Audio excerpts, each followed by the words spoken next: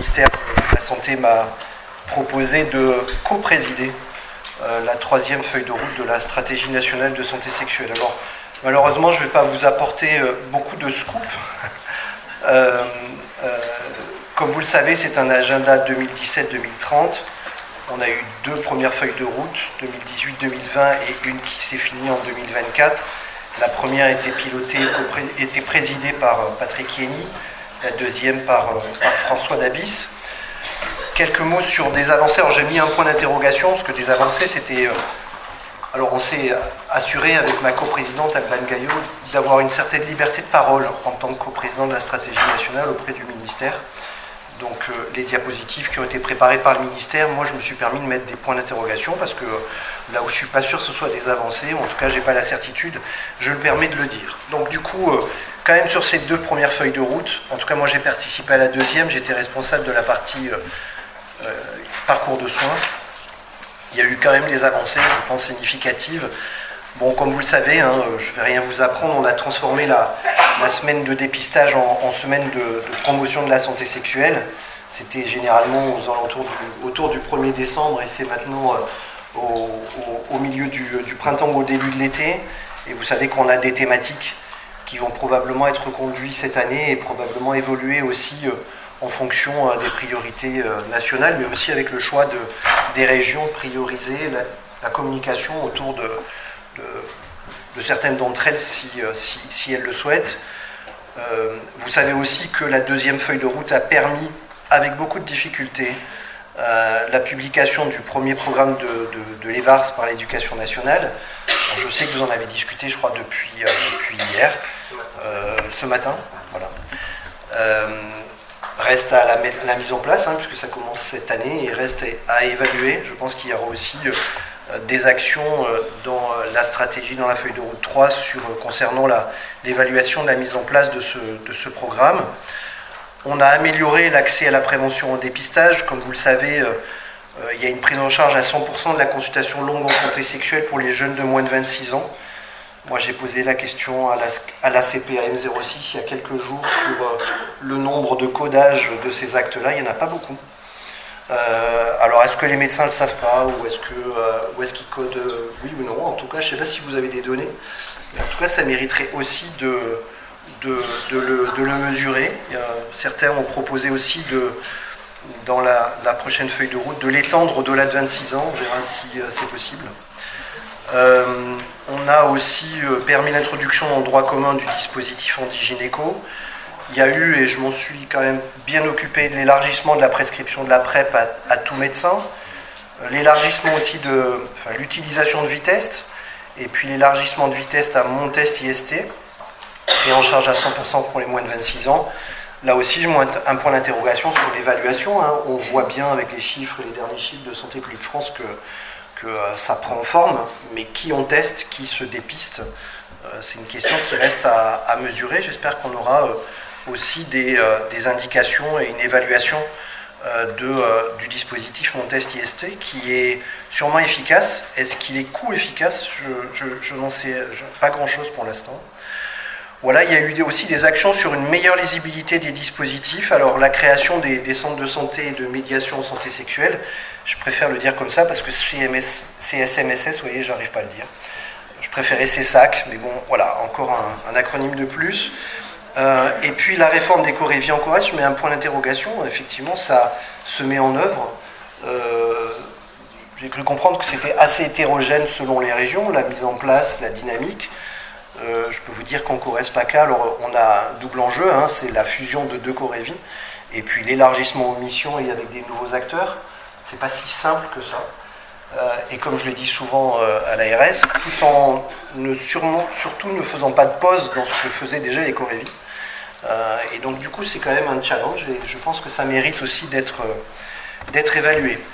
Il y a eu des avancées sur l'accès à la contraception, les préservatifs en pharmacie sans ordonnance pour les moins de 26 ans, une prise en charge à 100% de l'ensemble du parcours contraceptif pour les moins de 26 ans, la contraception d'urgence qui est prise en charge à 100% pour toutes et tous, et puis des accès à l'IVG qui ont été facilités, quand même le Covid, la période Covid, une modification des délais légaux de recours, l'élargissement des compétences des sages-femmes.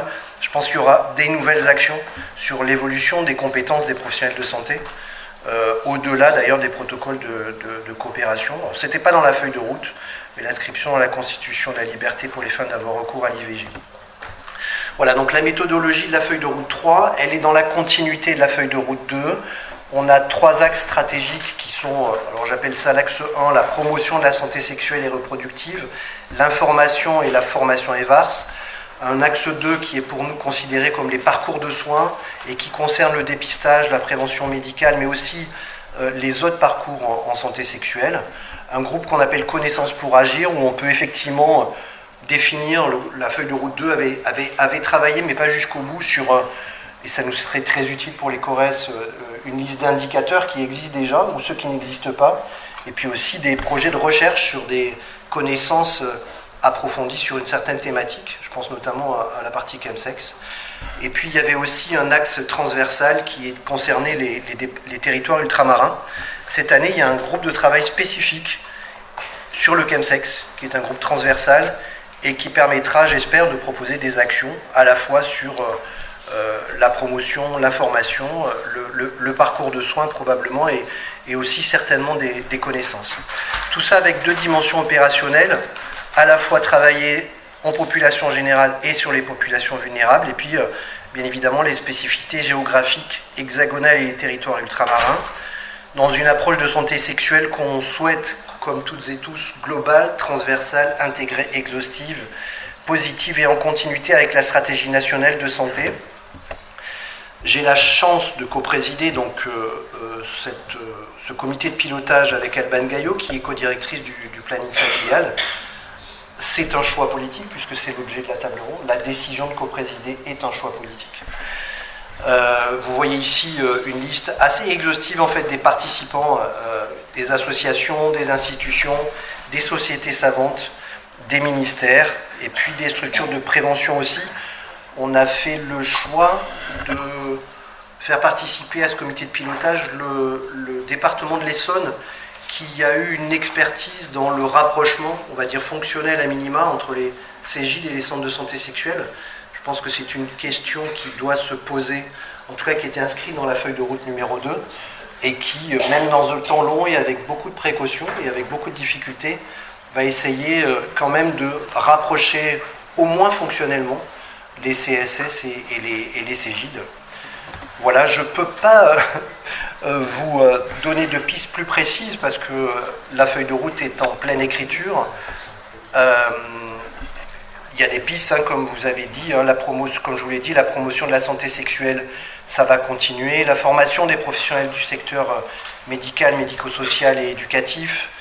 Je pense qu'il y aura plus d'évolution des compétences, notamment chez les infirmières aussi, en tout cas, mais c'est une question qui ne concerne pas que la santé sexuelle et le bureau SP2 du ministère de la Santé. Des structures à consolider et en tout cas une meilleure lisibilité. Des parcours qui sont à définir. On l'a bien défini, je pense, dans la prise en charge du VIH. Ça reste à définir probablement, ou en tout cas à asseoir sur d'autres domaines, sur les violences, peut-être aussi sur, bien évidemment, le chemsex, par exemple. Ne pas oublier les données, c'est-à-dire pas perdre ce qu'on fait déjà actuellement et essayer de constituer, de consolider aussi d'autres données.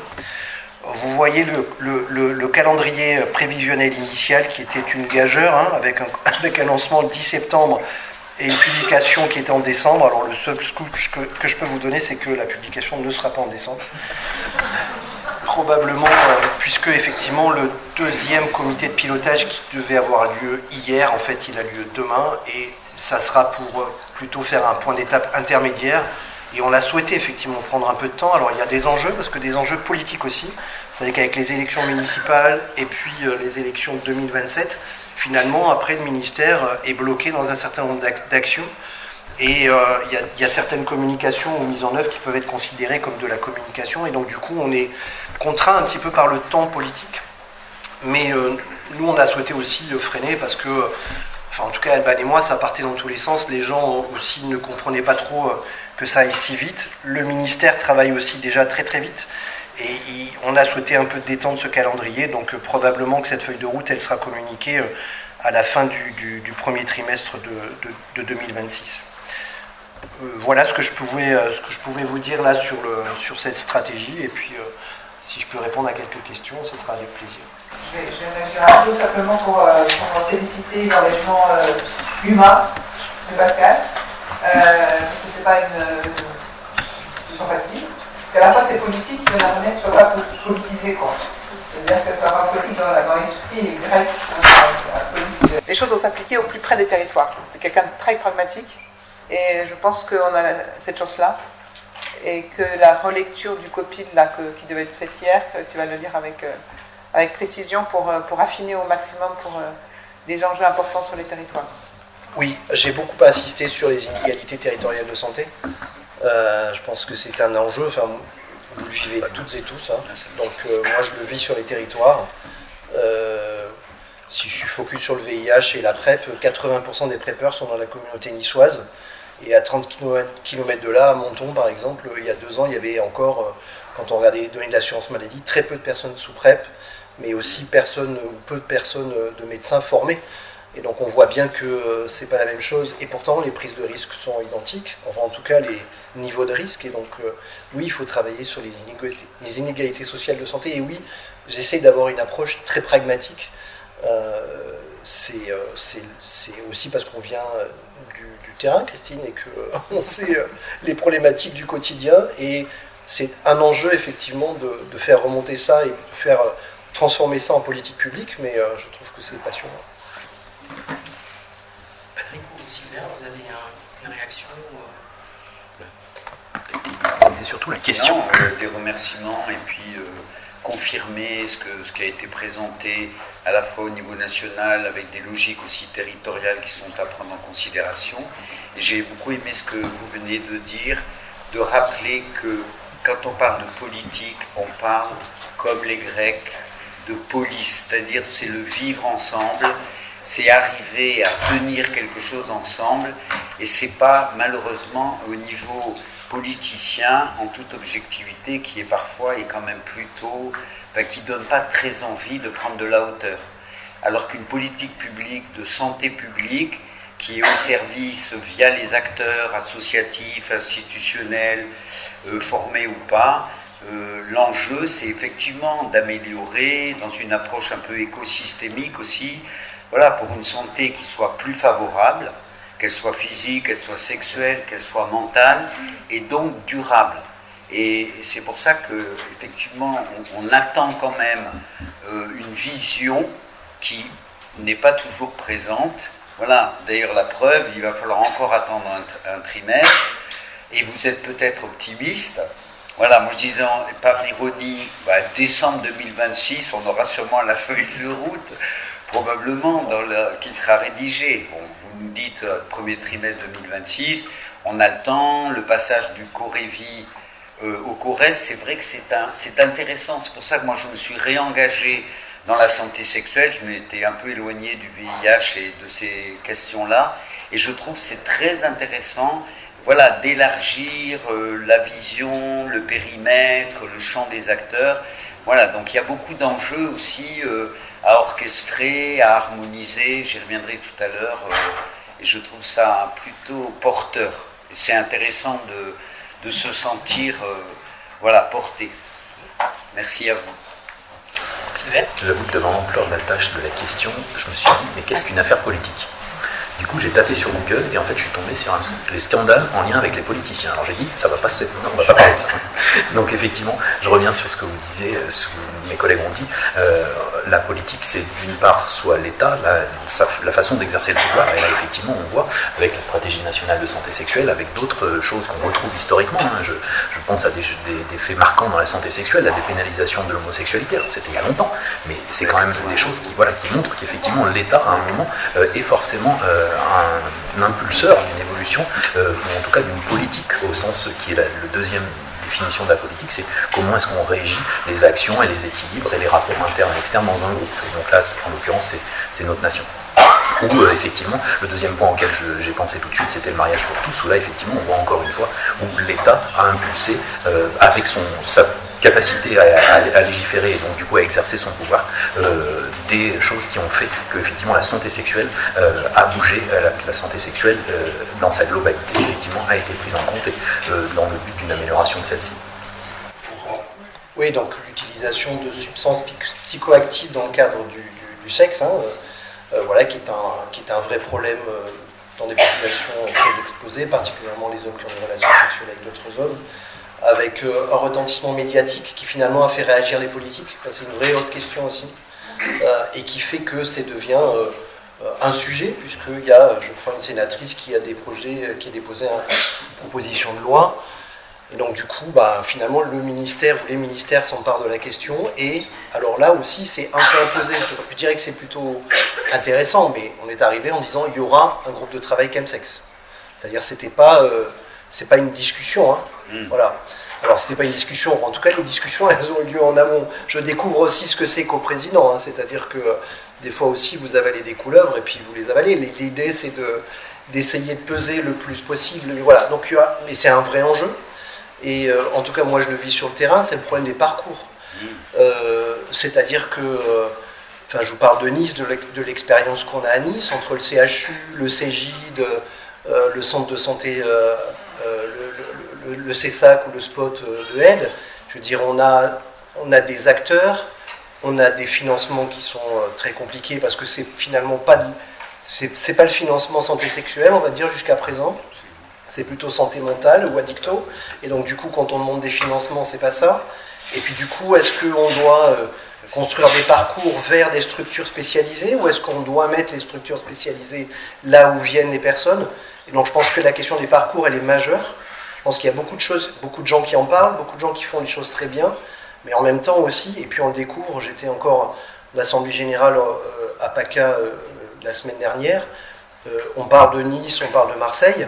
Et en fait, il y a quelqu'un qui a dit c'est une catastrophe en fait dans des territoires un peu plus ruraux en fait, où la thématique d'abord de la prévention et bien évidemment du chemsex est un enjeu. Et en fait, du coup aussi, c'est ce que je disais tout à l'heure, il y a cette question de parcours et d'identifier les structures, de définir des parcours.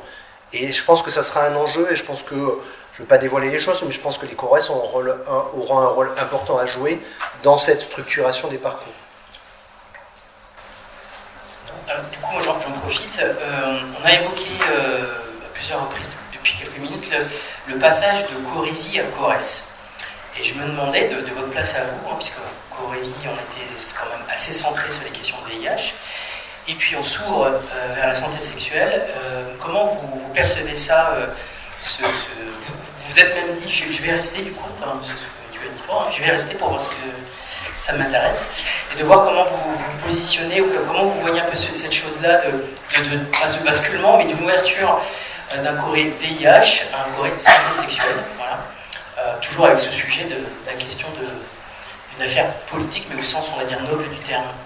Écoutez, je prends la parole, mais pour dire qu'on a de la chance dans le Corévie Auvergne-Loire d'avoir Frédéric Galtier, qui organise les Sex Extraordinaires depuis une dizaine d'années en tant que membre du CORES et qui, il y a 10 ans, a déjà écrit le texte de loi qui est paru, ou qui va paraître bientôt, dans le sens où il a déjà réfléchi au sein du Corévie il y a une dizaine d'années d'une commission qui s'appelle la commission de liaison des acteurs en santé sexuelle. Et donc depuis 10 ans, les acteurs sur le territoire Auvergne-Loire qui œuvrent dans la santé sexuelle, dans la prise en charge globale, avaient vraiment la chance d'avoir une commission très, très efficace, très nombreuse, et à pouvoir bénéficier en tout cas de l'échange de pratiques, de formation aussi, lors des assises de santé sexuelle qui avaient été donc inaugurées, je crois, il y a une dizaine d'années sur le territoire. Donc aujourd'hui, le challenge, il est finalement pas si important en termes de choix des acteurs, puisqu'ils sont identifiés depuis longtemps.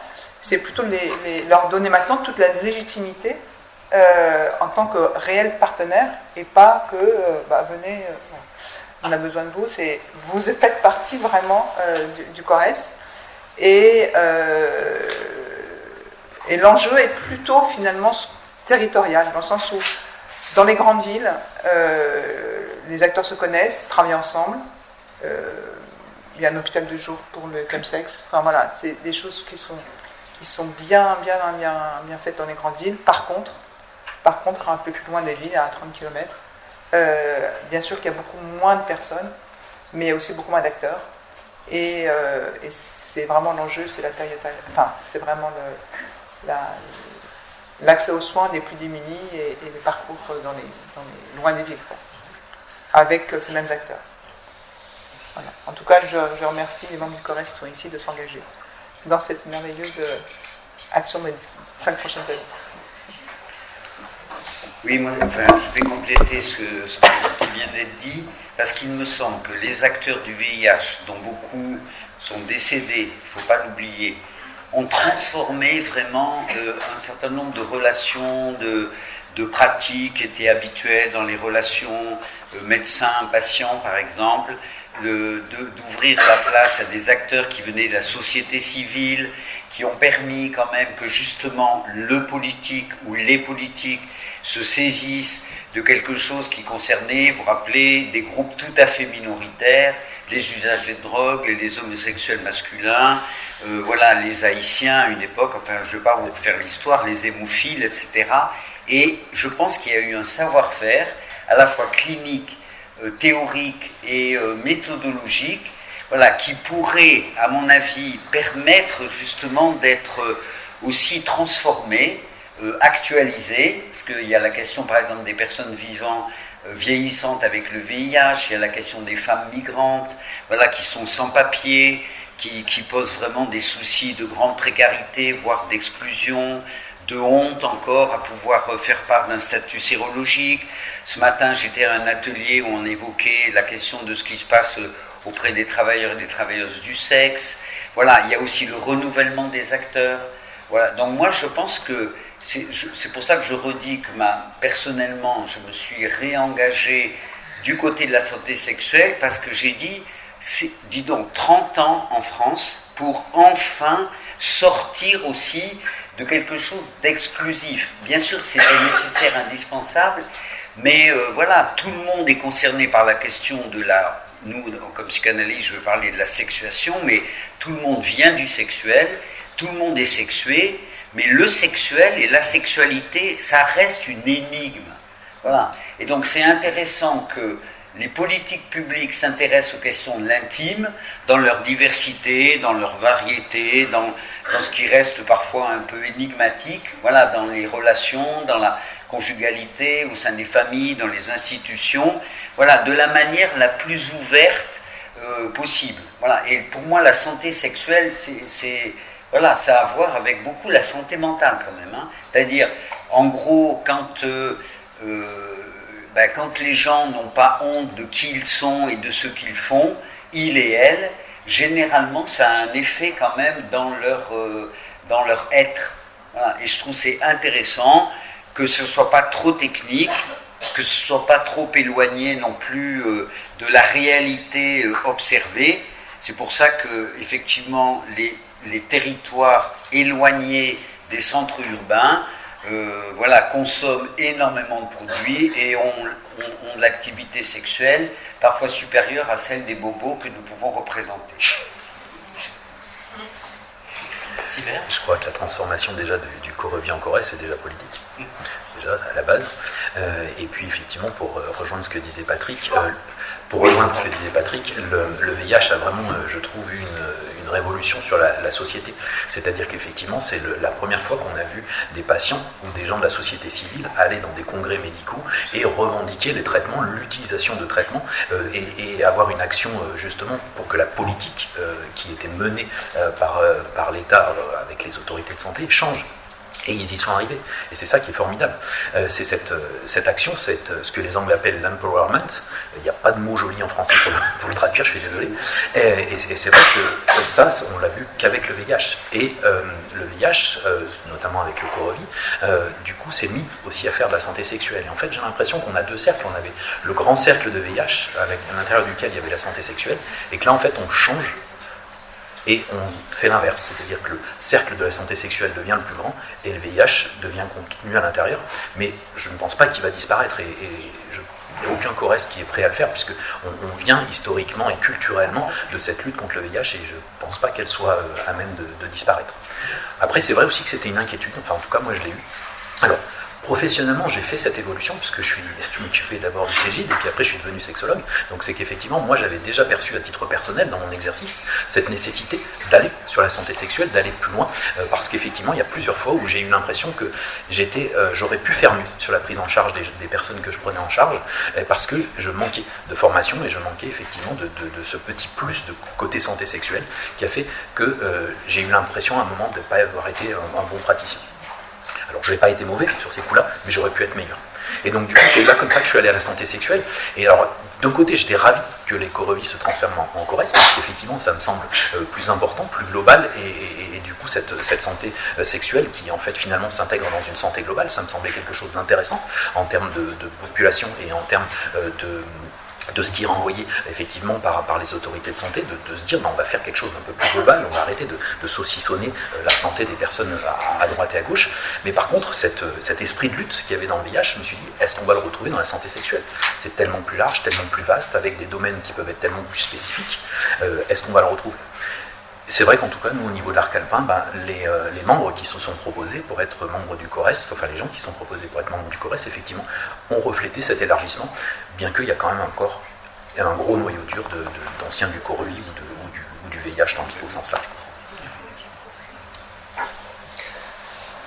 Alors, j'ai peut-être une vision un peu différente. Comme je vous ai dit tout à l'heure, déjà, je vais parler un peu de la structuration du CORES. C'est-à-dire que nous, on passe de Corévie à un seul CORES, avec un historique Nice-Marseille qui n'est pas que du foot ou de la santé sexuelle. Enfin, je veux dire, souvent les Niçois disent que les budgets s'arrêtent à Marseille. Enfin, on connaît un historique en fait de difficultés relationnelles. Et puis je m'interroge toujours vraiment si la région est le bon niveau, voilà, pour de l'action de proximité. C'est un peu paradoxal. On dit qu'il faut aller vers les territoires les plus éloignés et en même temps on régionalise. J'avais la chance d'avoir un Corévie PACA-Est qui était quasiment à un niveau départemental et tout le monde se connaissait et on a pu embarquer des gens vers une vision, en tout cas sur le VIH. Donc moi j'ai défendu de Corévie, la réponse a été non. J'ai défendu ensuite le fait qu'il y ait une territorialisation des actions avec une animation territoriale forte. C'est ce qu'on doit réussir parce que sinon moi je considérais qu'on a perdu quelque chose. Avant-hier, la RSDD 06 m'a appelé en disant « Pascal, on n'a plus de nouvelles, on ne voit plus, qu'est-ce que vous faites ?» Oui, Isabelle, je m'occupe de la région et pour l'instant on se met en place et oui, on va revenir vers le département, mais pour l'instant il faut que j'arrive aussi à embarquer tous les départements ou tous les territoires dans une vision commune. Donc en fait, en augmentant d'un niveau, finalement on s'est éloigné des acteurs de terrain. Donc ça c'est quelque chose qui m'interroge. Deuxièmement, on a un problème humain. Nous, on passe de 13 équivalents temps plein de tech à 6. D'accord ? Donc il y a des gens qui vont rester sur le carreau. Des gens qui, toute une vie, sont engagés sur le VIH, sur le système d'information, sur le recueil épidémiologique.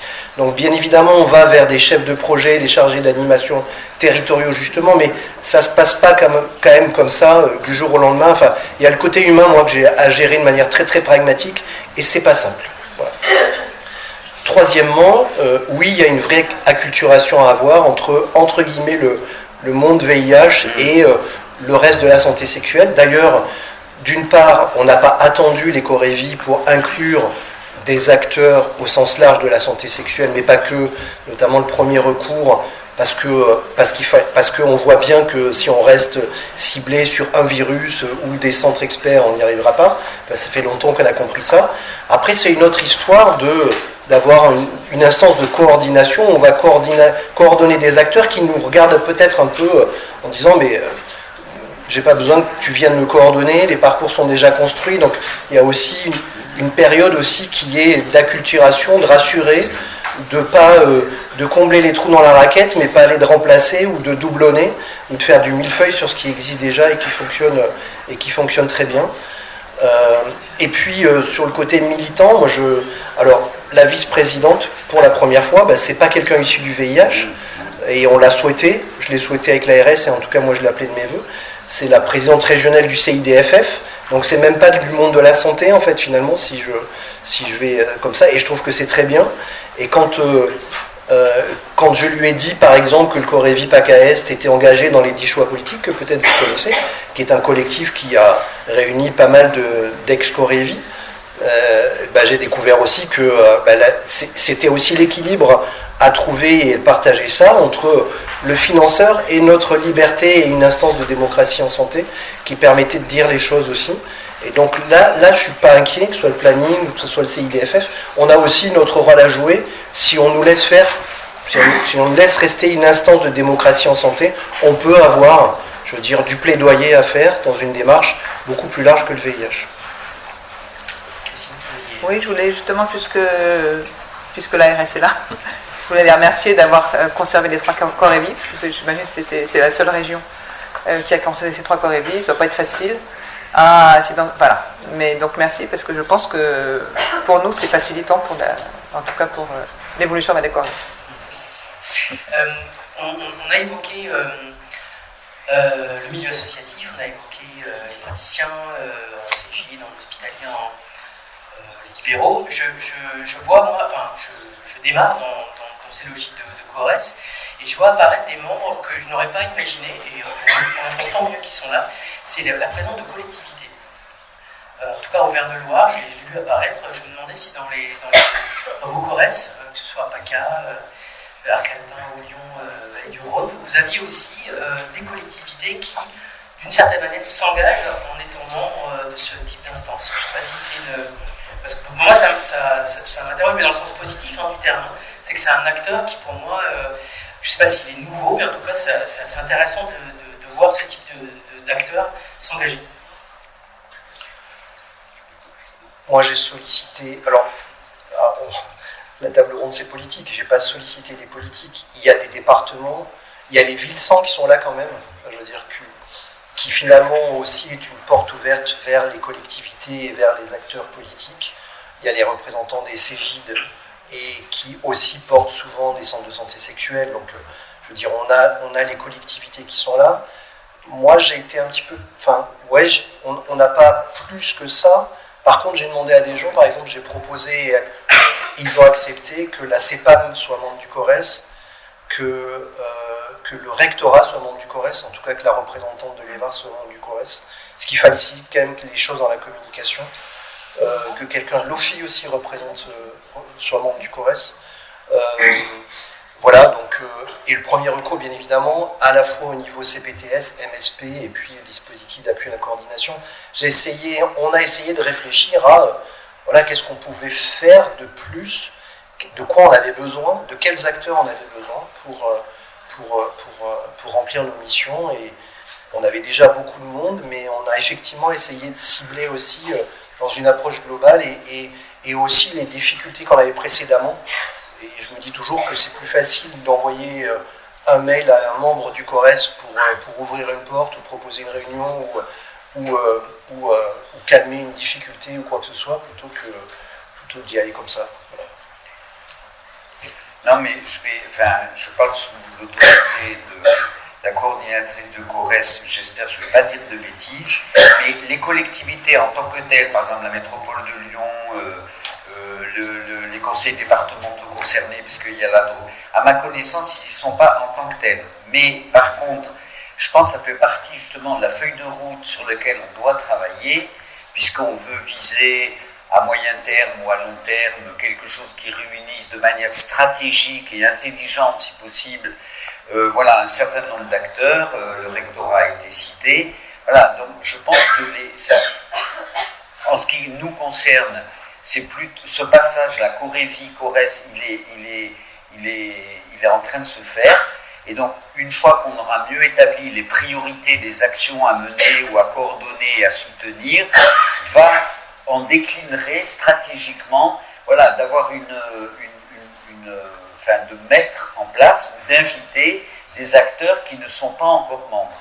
Voilà, moi, il me semble qu'il faut aussi raisonner comme ça, c'est-à-dire que, en gros, les moyens, ils découlent aussi des objectifs qui sont à clarifier, et pas l'inverse. C'est pas, c'est ni pour ni contre, mais c'est à quoi, qu'est-ce que ça alimente de plus et qui manque au regard des acteurs qui actuellement constituent, j'ai oublié de le dire, mais c'est une évidence, il y a quand même des représentants de 4 collèges qui élisent un bureau, donc probablement que c'est l'Assemblée constituante qui, il me semble qu'on est à peu près 120, hein, je crois que en ce qui concerne le Corrèze Lyon, voilà.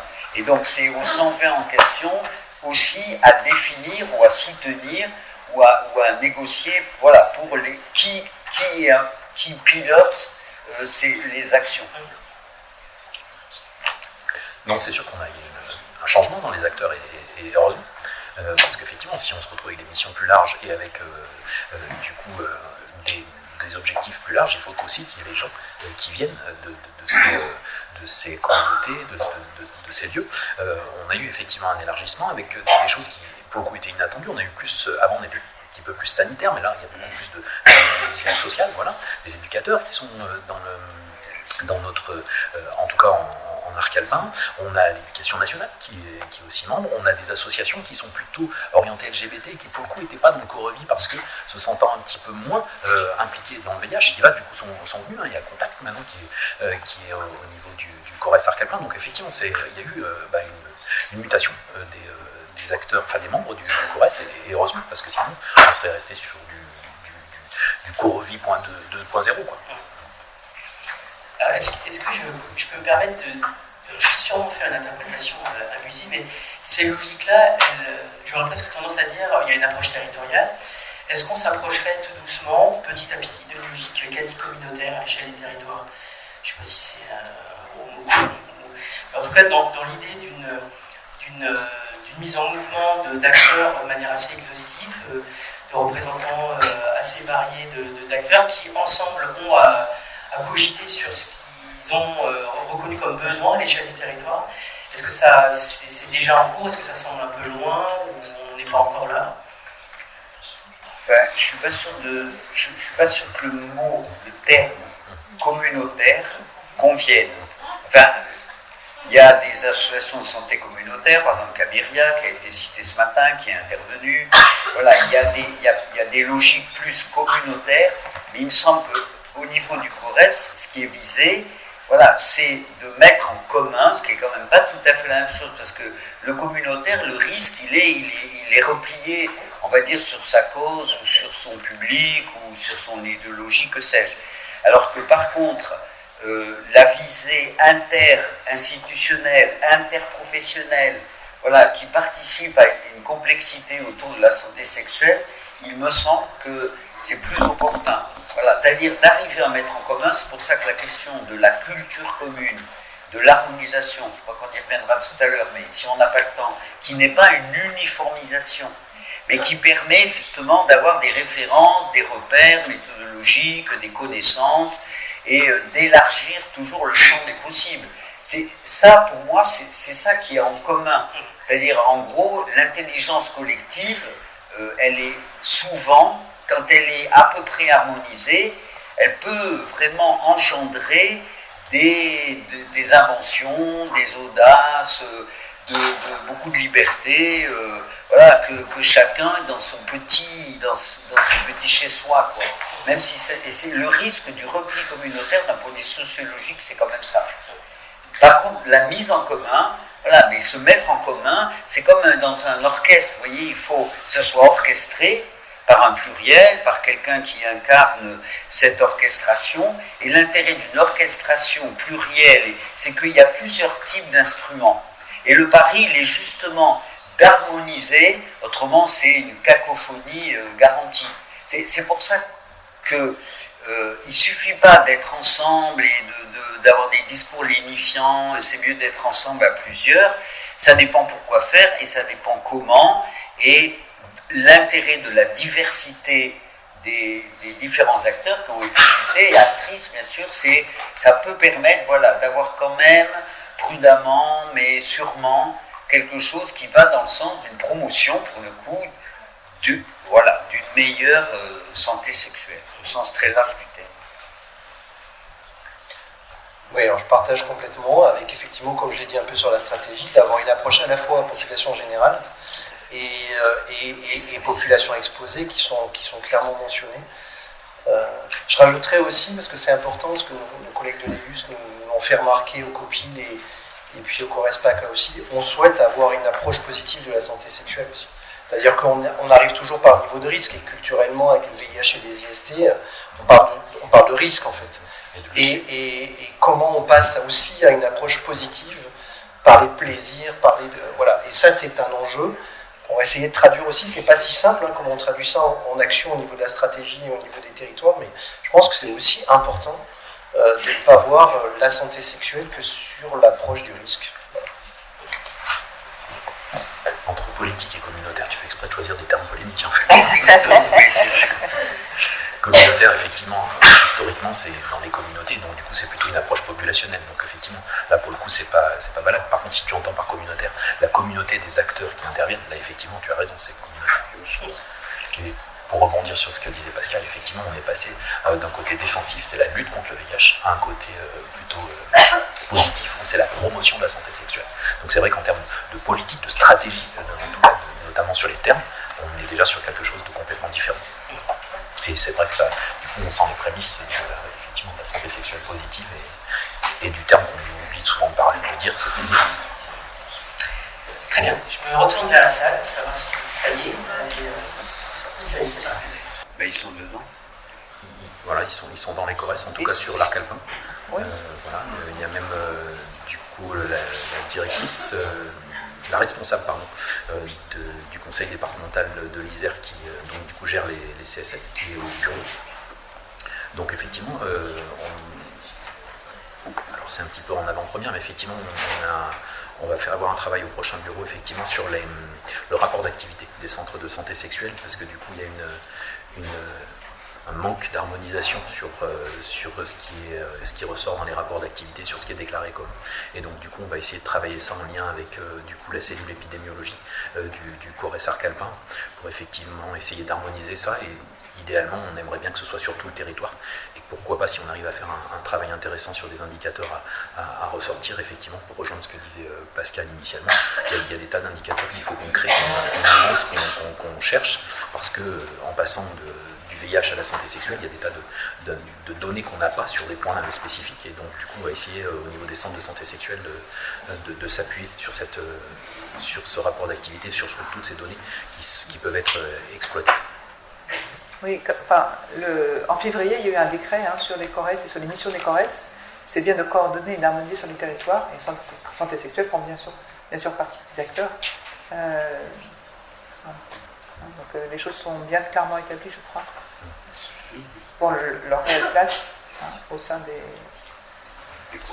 professionnels de santé sexuelle. L'avantage, c'est que le CORES, c'est nouveau, donc du coup on a une page blanche et c'est à nous de l'écrire. D'une part le CORES, d'autre part le centre de santé sexuelle. Qu'est-ce que chacun attend de l'autre et qu'est-ce qu'on attend dans cette dynamique du coup à créer en commun.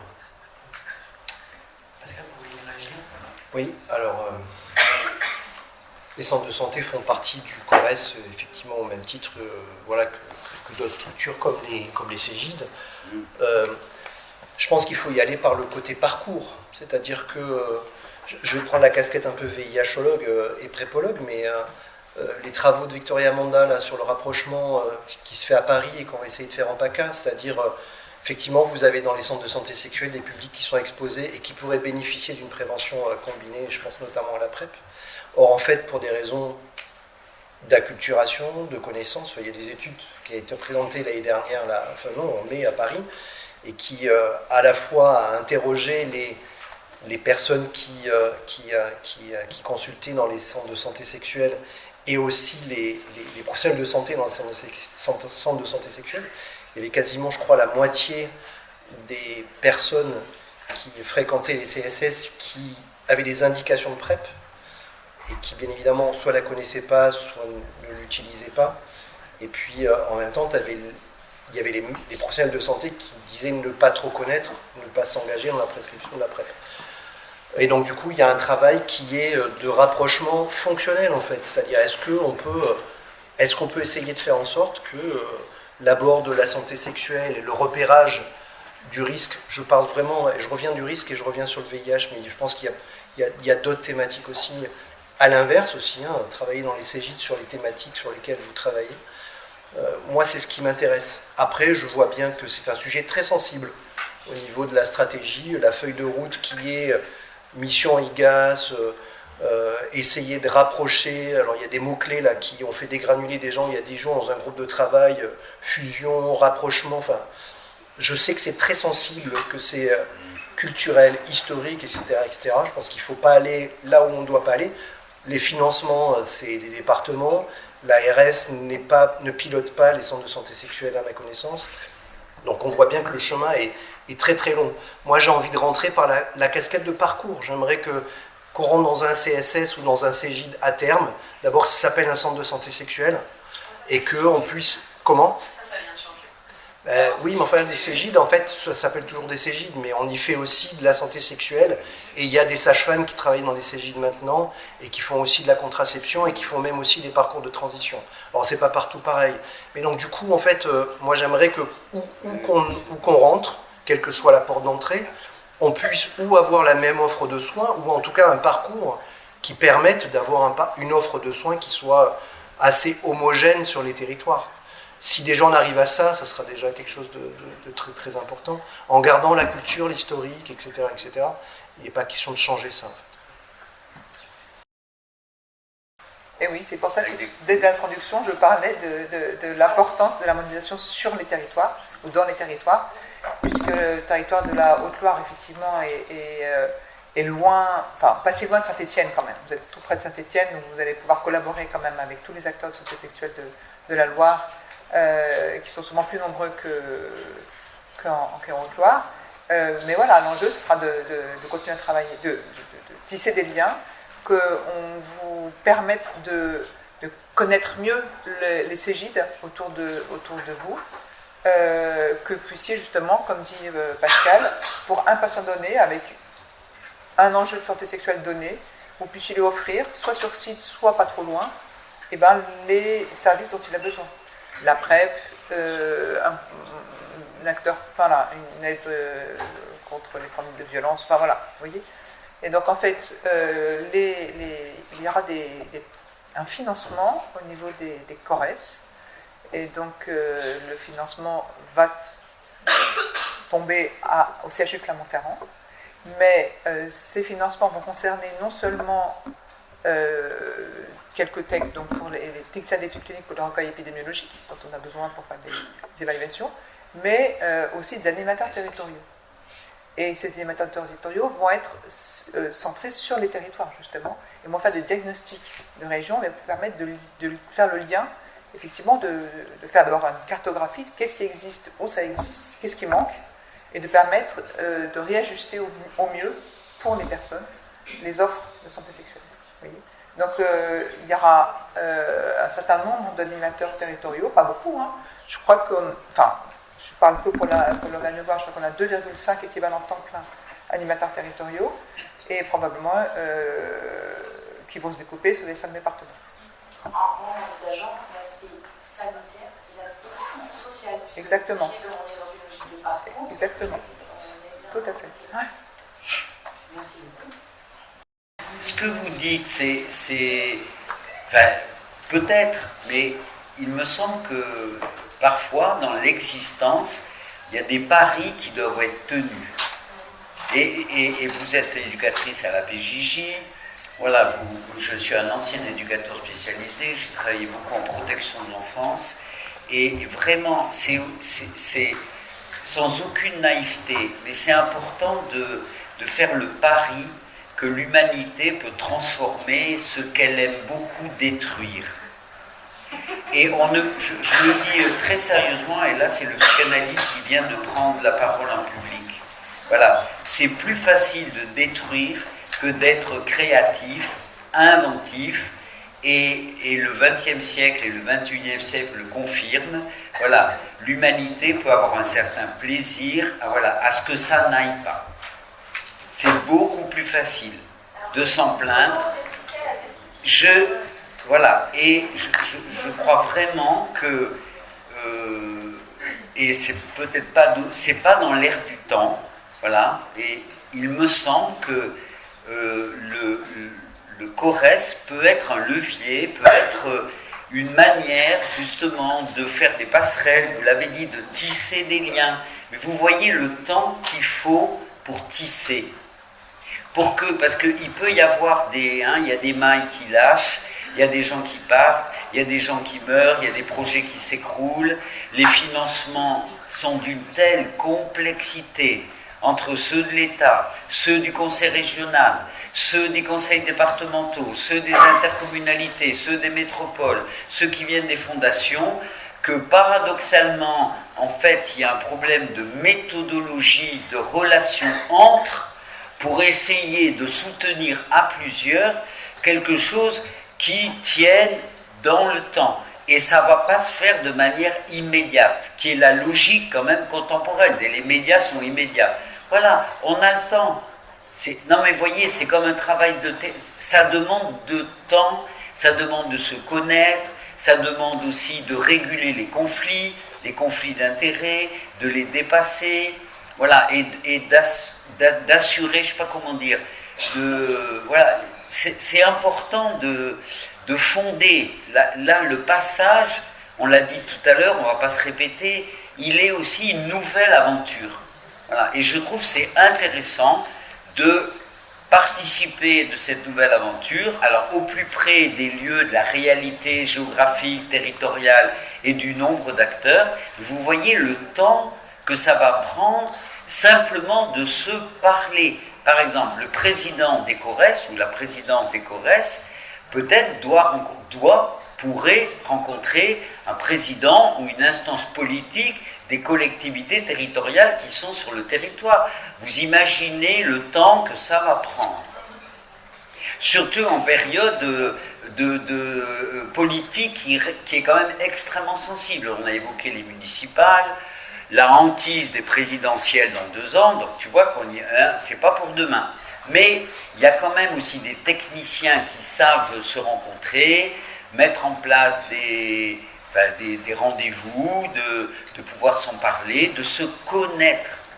Je pense que c'est souvent, la connaissance, c'est pas que le savoir théorique, c'est aussi comment j'accepte de reconnaître que finalement, ça, je ne sais pas faire.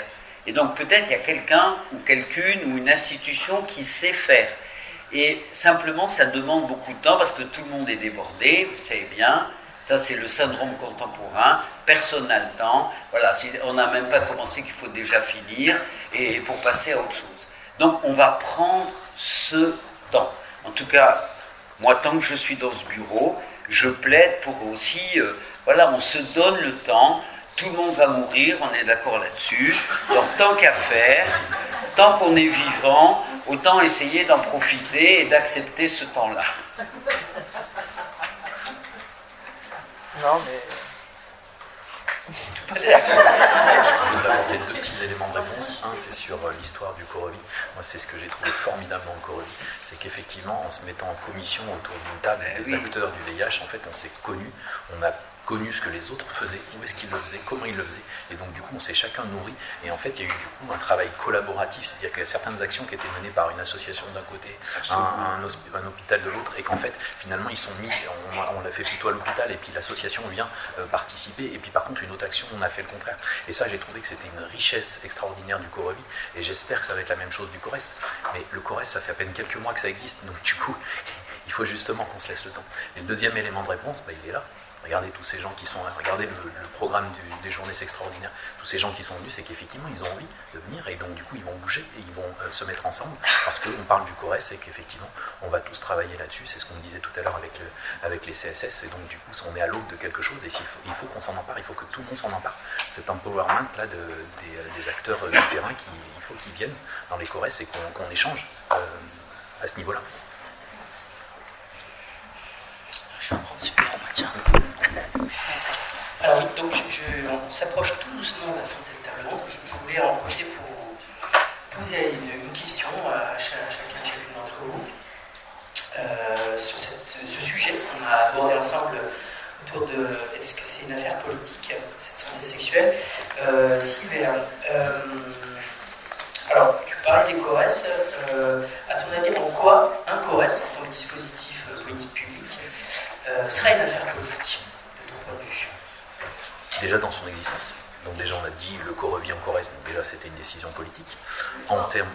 En termes d'existence, la transformation du Corevi en Corrèze c'était déjà quelque chose de politique.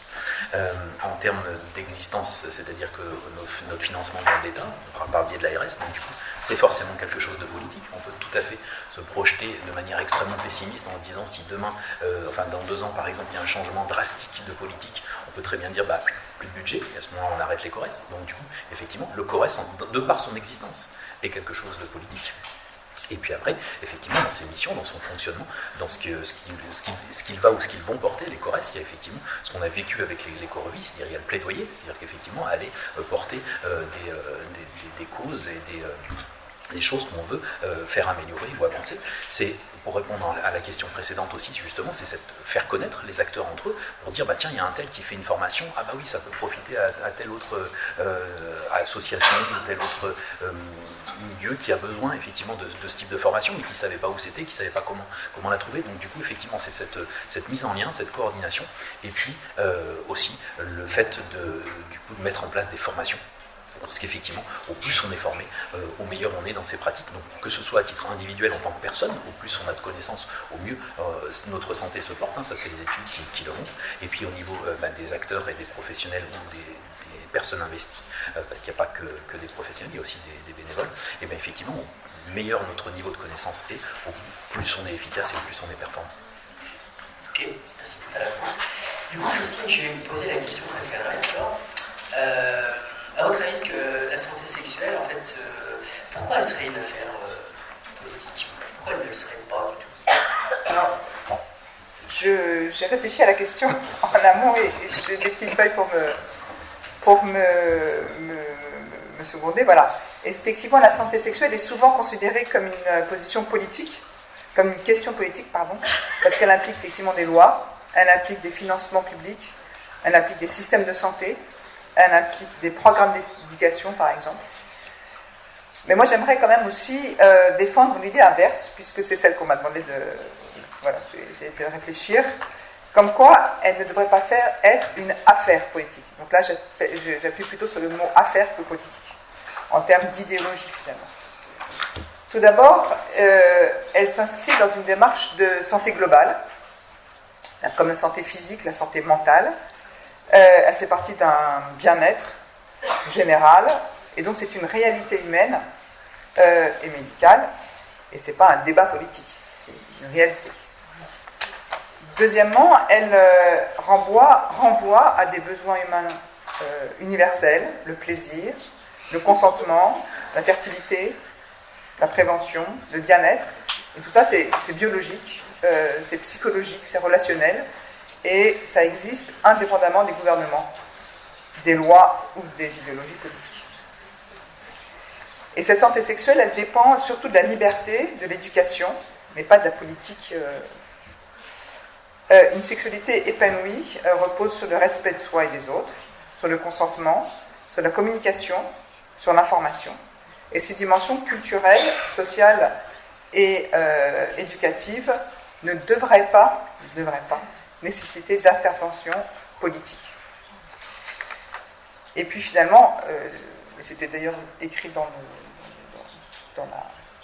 le flyer, la santé sexuelle relève de la sphère privée. Elle touche à l'intimité, aux relations personnelles, aux droits individuels qui concernent le corps, et donc elle reste indépendante de tout pouvoir public. Les pratiques, les orientations, les préférences sexuelles appartiennent aux individus, et la politique n'a pas à intervenir dans la manière dont les personnes vivent leur sexualité, leurs relations, dans un cadre consenti bien sûr, et dans leur choix reproductif. Et donc la santé sexuelle, c'est une expérience complètement personnelle et subjective. Chaque personne vit sa sexualité de manière unique, et il est donc difficile d'en faire un domaine de régulation politique sans risquer d'imposer des normes sociales ou idéologiques. Et donc pour moi, la santé sexuelle ne devrait pas être politique dans le terme politisé. Mais je conçois quand même que pour autant, une régulation ou un pouvoir politique est nécessaire si celui-ci, mais uniquement si celui-ci, implique le respect des droits humains, s'il implique la bonne gestion des rapports de pouvoir entre les hommes, entre les femmes, entre les idéologies religieuses et publiques, entre les minorités, etc. Donc un bon équilibre, une bonne gestion des rapports de pouvoir, des politiques publiques concrètes et surtout une émancipation à la citoyenneté et à une participation pleine de chaque individu à la société. Et dans le sens communautaire, je pense que tu voulais dire ça. C'est, est-ce que chacun, devant être responsable et courageux face aux enjeux de la société, pouvait s'investir dans une démarche de cette société? Oui. Mais dans ce cadre-là, qui dépasse finalement les politiques. Eh bien, merci. Alors, question pour Patrick. Toi, tu as évoqué déjà à plusieurs reprises la question des pratiques professionnelles. Tu as interrogé ou proposé la question d'harmoniser ces pratiques professionnelles au sein des corps, mais pas que. Et qu'est-ce qui fait que pour toi, ce serait une affaire politique, ce travail de pratique et d'harmonisation des pratiques? Parce que mon parcours professionnel, mais aussi personnel, j'ai beaucoup appris, et je le redis, des pratiques de culture commune, en éducation à la sexualité, en protection de l'enfance. Voilà, ça m'a beaucoup occupé comme chercheur, comme praticien, maintenant comme clinicien. Et je trouve que le terme d'harmoniser, je le redis, ce n'est surtout pas uniformiser. Voilà, c'est trouver, c'est pour ça que j'ai fait référence à une orchestration, parce que j'aime beaucoup la musique, voilà, certains types de musique certes, voilà, et je trouve que dans la musique, voilà, d'abord il y a du silence, il y a du son, il y a une répartition. Et c'est parce qu'il y a une répartition, c'est-à-dire chacun prend part, des fois ce sont les mêmes instruments, mais le même instrument ne produit pas tout à fait justement la même chose, c'est pas du clonage, parce que chaque instrumentiste, voilà, joue de manière singulière. Donc pour moi, c'est vraiment la grammaire de l'orthographe, c'est-à-dire c'est la singularité dans la pluralité. Et l'uniformisation, vous voyez le joli lapsus. L'harmonisation, c'est de pouvoir réunir, transmettre, créer dans la diversité justement des métiers, par exemple, voilà, des soignants, des non-soignants, des acteurs associatifs, des acteurs du travail social, des acteurs pédagogiques, etc. Et de trouver de manière plus harmonieuse, voilà, et ça suppose quand même une méthode aussi, c'est pour ça que c'est pas un chef ou une cheftaine en tant que tel, voilà, il faut quand même une musique, ça s'écrit. Voilà, donc c'est une écriture, c'est une répartition. Voilà, pour en jouer de la manière la plus... Après, il y a des virtuoses, il y a des répétitions, il y a des gens, ça n'a aucun intérêt, ça produit rien du tout. Mais quand même, des fois, ça engendre vraiment quelque chose d'émouvant, qui porte, voilà, je le redis, qui nous... Et je crois beaucoup que l'harmonisation, voilà, et plus il y a une diversité,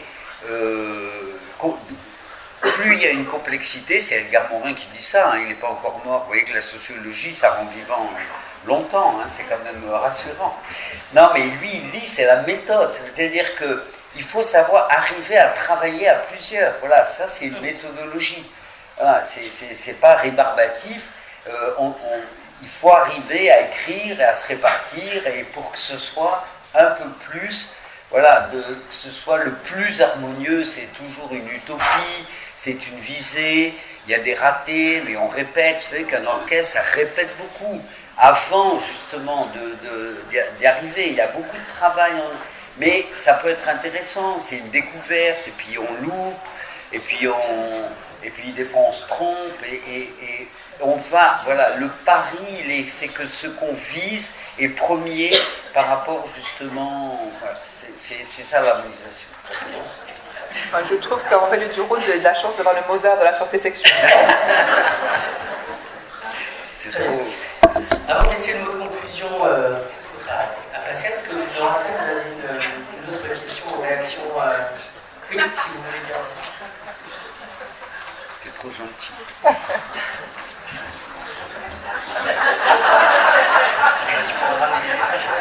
Ah oui. Là, vraiment. Juste, ça fait écho parce qu'avec Alban Gaillot, on a fait le petit discours au comité de pilotage de la stratégie et on a insisté pour s'inscrire dans le temps long. Mais plutôt en défense en fait aussi. C'est-à-dire que je pense qu'on a besoin vraiment d'être en défense on est dans une situation politique difficile, financière, vous l'avez noté.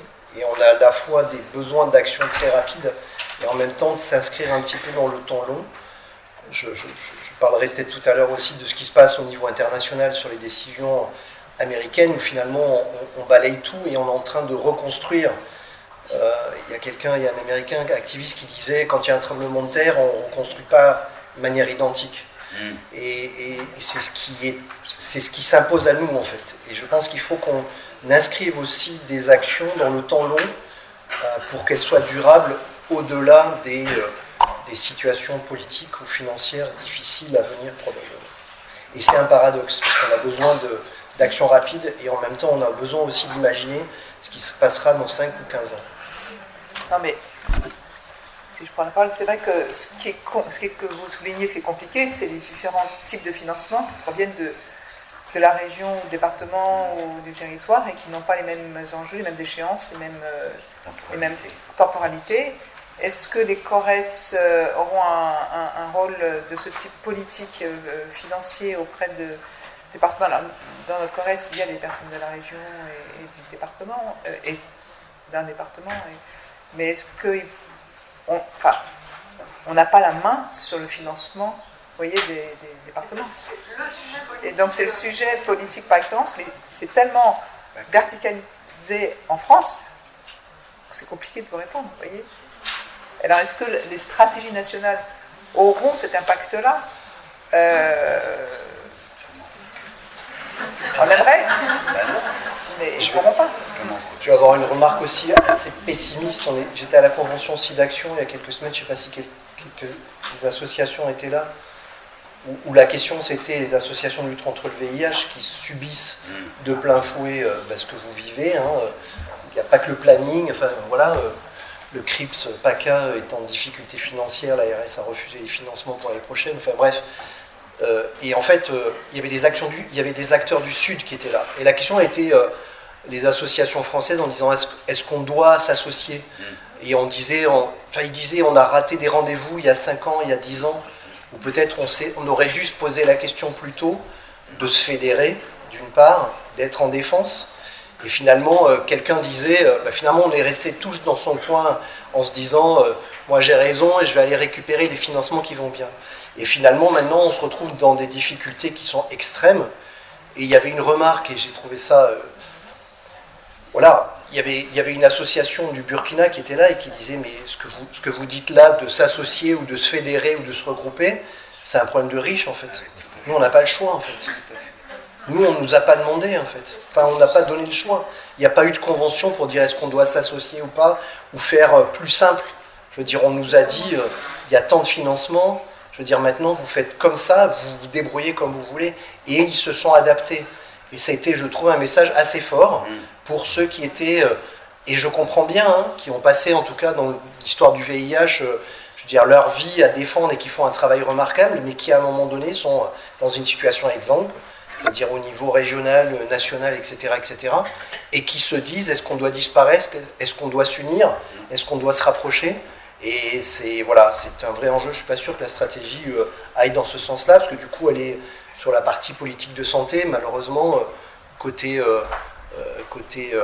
association, malheureusement, je crois qu'ils subissent, en tout cas ils constatent ça, mais ils n'ont pas vraiment les moyens de faire mieux. Du coup, je vous propose de garder la parole quelques instants pour conclure, si vous voulez bien. Et je vais aussi vous poser la question sur ce sujet avec tout le monde. De votre place, la santé sexuelle est-elle vraiment une affaire politique? Moi, je suis comme Christine, j'avais bossé un peu finalement. Et je vous remercie parce que ça m'a fait réfléchir. Voilà.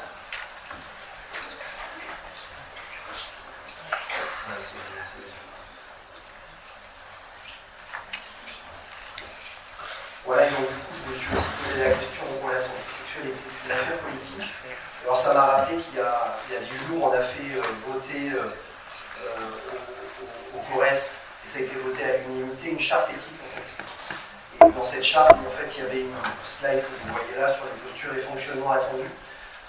Et en fait, il y avait se positionner de façon apartisane mais politique. Et donc il y a un médecin qui a dit mais vous avez dû réfléchir à ça, qu'est-ce que ça veut dire en fait? Et c'est vraiment dans la thématique que l'on vient d'aborder là. Donc, politique, c'est s'intéresser et se positionner sur l'organisation de la société, les politiques publiques, la justice sociale, la répartition des ressources, les droits, les enjeux collectifs. Et donc c'est aussi reconnaître à mon sens que certains sujets ont une dimension politique intrinsèque, comme l'accès aux soins, comme les inégalités de santé, comme la prévention du VIH, comme les politiques de santé sexuelle, et donc que ça implique des choix collectifs et qui mobilisent forcément des ressources publiques. Donc, pour moi, la santé sexuelle est fondamentalement politique. Je donne quelques exemples, mais vous les connaissez, les décisions politiques américaines. Les populations les plus vulnérables paient le prix de bataille idéologique, très clairement. La santé sexuelle devient un outil de politique étrangère, un levier de pression géopolitique. On peut aussi parler des moyens alloués, je ne vous l'ai pas dit, la stratégie. On nous a dit c'est à moyen constant la stratégie de la prochaine feuille de route. D'accord? Débrouillez-vous, faites des actions, et les budgets, il n'y en aura pas plus. Vous avez, et on a cité la strangulation budgétaire des associations. La feuille de route 3 est donc à moyen constant. Et puis, il y a aussi la question de la régionalisation. Très clairement, il y a une stratégie. Et puis après, les CORES, par exemple, sont, on nous l'a dit il n'y a pas longtemps, hein, la DGS nous l'a dit, les CORES sont aux mains des ARS. Et c'est très bien parce qu'on a voulu que ce soit au plus près des territoires.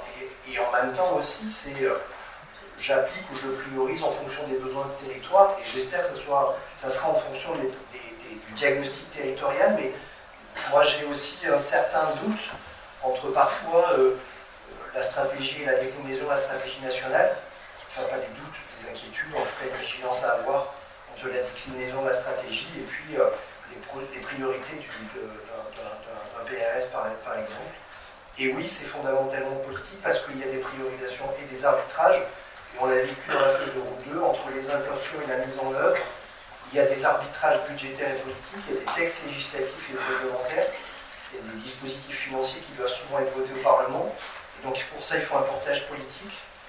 Et puis la question par exemple de l'aide médicale d'État ou du droit au séjour pour soins. Je suis auditionné dans 10 jours à l'Assemblée nationale sur ces sujets-là, et c'est vraiment révélateur des contradictions. On nous demande de mettre fin à l'épidémie du VIH, et en même temps on remet en cause l'AME ou le droit au séjour pour soins. C'est complètement incompatible en fait avec l'atteinte des objectifs. Voilà, et donc du coup la santé publique c'est aussi des choix politiques. Je vous invite à lire l'édito qu'on a rédigé avec Alban et à la demande de Santé publique France du prochain VEH, qui traite des questions de santé sexuelle autour du VIH et qui nous a semblé important de commenter. Et vous voyez le titre avec des déterminants sociaux qui pour nous doivent être au cœur de la stratégie nationale de santé sexuelle. Comme l'a dit Christine, la santé sexuelle ça relève aussi de la sphère privée. Nos corps nous appartiennent, nos cœurs aussi. Diversité des choix de vie. Et donc l'enjeu est un équilibre, c'est-à-dire garantir à tous un accès équitable aux ressources, aux droits et aux informations, tout en respectant la liberté et la diversité des choix individuels. Et donc je terminerai par le fait que la vraie question n'est peut-être pas de savoir si la santé sexuelle est politique, mais de savoir quelle politique nous voulons pour qu'elle serve au mieux la santé, la liberté et la dignité de toutes et tous. Et donc je pense qu'il est nécessaire de politiser ce débat au sens noble du terme, en faire un enjeu collectif, démocratique, où les citoyens peuvent peser sur les choix qui affectent leur vie la plus intime. Voilà.